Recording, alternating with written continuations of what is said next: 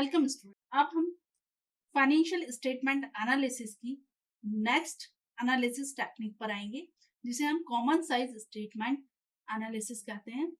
Common size statement, common word से ही हमें समझ में आ रहा है कि कुछ कॉमन है जिसका हमें एनालिसिस करना है। फॉर एग्जाम्पल, अगर मेरी 10,000 इनकम है और इनकम को मैं अलग अलग हेड में डिवाइड करती हूँ और उसको एक्सपेंस करती हूँ, तो उसका अगर मुझे कॉमन परसेंटेज निकालना होगा तो क्या होगा? वो होगा मेरा ये 10,000 इनकम। फॉर एग्जाम्पल कि मैंने 1,000 रुपीज अपने इनडायरेक्ट एक्सपेंसेस में खर्च किए। अब मुझे अगर इसका परसेंटेज निकालना है तो कैसे निकालूंगी? मैं बेस किसको लूंगी? 10,000।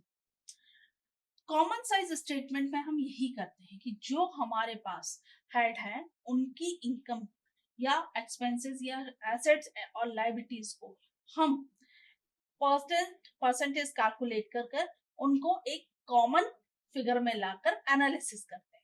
परसेंटेज का परसेंटेज में हम कंपैरिजन करते हैं, जिससे हमें ये समझ में आता है कि लास्ट ईयर हमारे पास क्या पोजीशन थी और करंट ईयर में क्या पोजीशन है। Common size statement is the simplest technique for financial statement analysis. Okay, thank you very much.